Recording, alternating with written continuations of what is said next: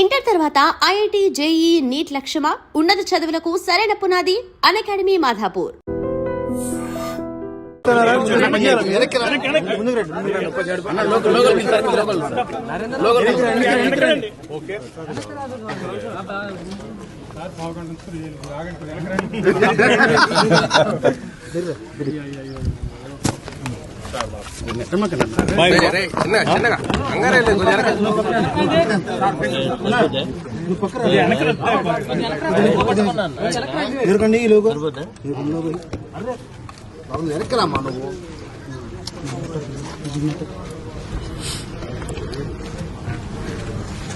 Media మిత్రులందరికీ కూడా ముందుగా నా హృదయపూర్వకమైనటువంటి నమస్కారాలు.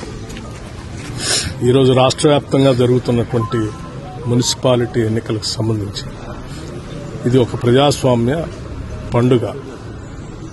విఘ్నులైనటువంటి తెలంగాణ ఓటర్ మహాశయులందరూ కూడా నేను ఒకటే విజ్ఞప్తి చేస్తా ఉన్నాను. ఈరోజు తెలంగాణ రాష్ట్రంలో ప్రజాప్రభుత్వం ఏర్పడిన తర్వాత పట్టణ ప్రాంతాల్లో తీసుకొస్తున్నటువంటి అనేక రకాలైనటువంటి మౌలిక వసతుల అభివృద్ధిని దృష్టిలో పెట్టుకుని కాంగ్రెస్ ప్రభుత్వాన్ని, ప్రజాప్రభుత్వాన్ని ఆశీర్వదించవలసిందిగా, కాంగ్రెస్ పార్టీ అభ్యర్థులుగా పోటీ చేస్తున్నటువంటి వాళ్ళందరూ చేతి గుర్తుపైన పోటీ చేస్తున్నటువంటి కార్పొరేటర్స్ అందరినీ కూడా మీ అమూల్యమైనటువంటి ఓటు వేసి గెలిపించవలసిందిగా నేను విజ్ఞప్తి చేస్తా ఉన్నాను. ఈ రాష్ట్రం, ఈ రాష్ట్ర ప్రభుత్వం రెండూ కూడా ప్రపంచంతో పోటీ పడటం కోసం ప్రయత్నం చేస్తా ఉన్నాం. తెలంగాణ రాష్ట్రం పెద్ద ఎత్తున అర్బనైజేషన్ పెరుగుతా ఉంది. గ్రామీణ ప్రాంతాల నుంచి పట్టణ ప్రాంతాల్లోకి రూపాంతరం చెందుతా ఉంది పెద్ద ఎత్తున.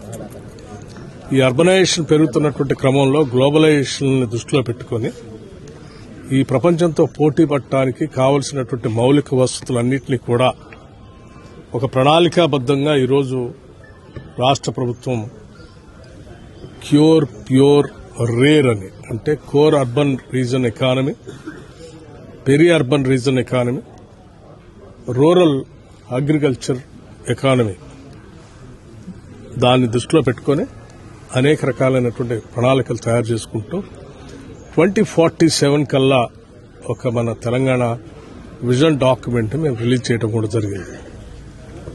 2047 కల్లా $3 ట్రిలియన్ ఎకానమీతో తెలంగాణ రాష్ట్రం ప్రపంచంతో పోటీ పడటమే కాకుండా ప్రపంచంలోనే ఉన్నటువంటి బాగా అభివృద్ది చెందిన దేశాలతో పోటీపడే స్థాయిలో ఈరోజు మనం ప్రణాళికబద్దంగా ముందుకు పోతా ఉన్నాం. ఈ అభివృద్దిని, ప్రణాళికని పూర్తి స్థాయిలో ముందుకు తీసుకొని పోవడం కోసం దయచేసి విఘ్నులైన ఓటర్లందరూ కూడా ఈ ప్రభుత్వాన్ని ఆశీర్వదించి అర్బన్ సెంటర్స్ లో, మున్సిపాలిటీస్ అన్నింటిలో కూడా పెద్ద ఎత్తున కాంగ్రెస్ బోర్డు ఏర్పడేటట్టుగా గెలిపించి పంపించవలసిందిగా కూడా మీ అందరికీ నేను విజ్ఞప్తి చేస్తా ఉన్నాను.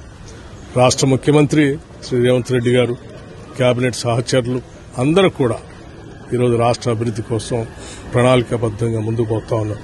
ఓ పక్కన పరిశ్రమలు, ఇంకో పక్కన విద్య, ఇంకో పక్కన వైద్యం, ఇంకో పక్కన ఇన్ఫ్రాస్ట్రక్చర్.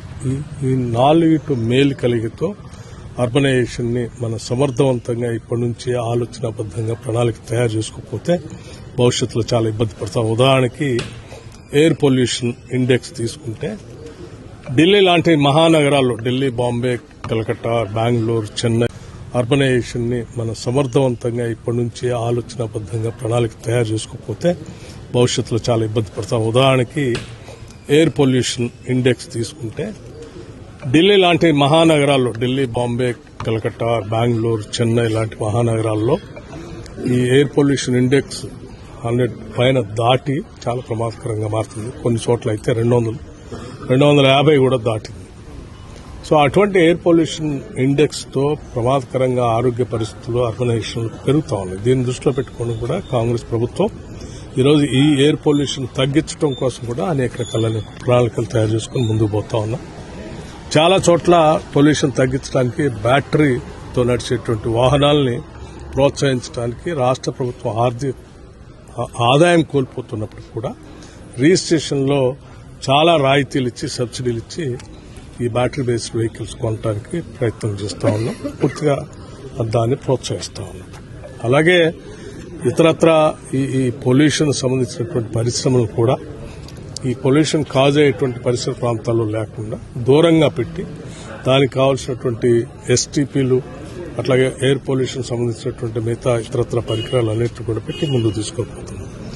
ఆయా పట్టణాల్లో ఉన్నటువంటి చెరువులన్నింటినీ కూడా శుద్ధి చేసి అభివృద్ధి చేసి ప్రజలకి భవిష్యత్ తరాల వాళ్ళకి అందించాలనేటువంటి ఆలోచన కూడా చాలా పకడ్బందీగా చేస్తాం.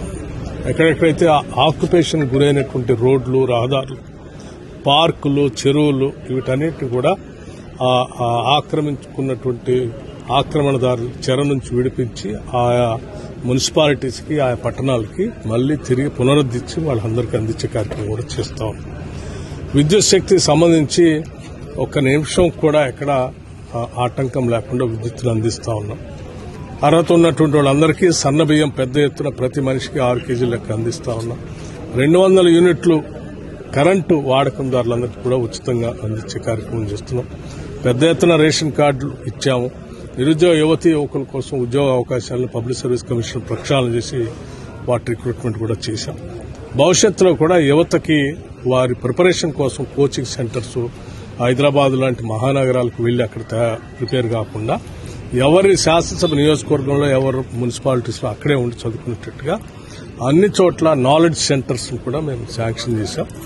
మహానగరం హైదరాబాద్ నుంచే best of the best coaching ఇచ్చే లెక్చరర్స్ ని మనం రిక్రూట్ చేసుకుని వాళ్ళ ద్వారా ఆన్లైన్లో అందరికీ ఉదయం 10 గంటల నుంచి సాయంత్రం 5 గంటల వరకు ఆ కోచింగ్ అక్కడ ఆన్లైన్లో వారు చెప్తే అన్ని సెంటర్స్ లో వాళ్ళు వినేటట్టుగా ఒక టెక్నాలజీతో కూడిన వ్యవస్థను కూడా ఏర్పాటు చేస్తాం.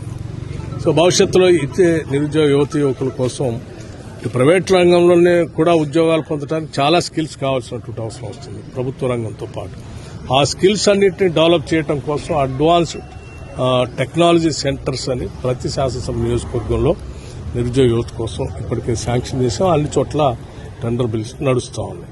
విద్యార్థులు చదువుకోవడానికి కావాల్సిన ఇంటర్నేషనల్ స్టాండర్డ్స్ లో young India integrated residential schools అని ఒక్కొక్క స్కూల్ 25 ఎకరాల క్యాంపస్ లో 200 కోట్ల రూపాయలతో వెచ్చించి ప్రతి శాసనసభ నియోజకవర్గంలో భవిష్యత్ తరాలకి అందించడం కోసం ప్రయత్నం చేస్తున్నాం. వీటన్నిటిలో దృష్టిలో పెట్టుకుని ఇళ్లు లేని పేదవాళ్లకి 5 లక్షల రూపాయలతో ఇందిరమ్మ ఇళ్లు, ఇలా అనేక రకాలైన సంక్షేమ కార్యక్రమాలు, infrastructure, industrial development, health, education వీటన్నిటినీ మనం ప్రపంచంలో అభివృద్ధి చెందిన నగరాల్లో ఉన్న వసతులన్నింటినీ తీసుకొచ్చేసి ఏర్పాటు చేస్తున్నాం. దయచేసి పెద్ద ఎత్తున కాంగ్రెస్ పార్టీ అభ్యర్థుల్ని మీ అమూల్యమైనటువంటి ఓటుతో గెలిపించవలసిందిగా ప్రార్థిస్తా ఉన్నాను.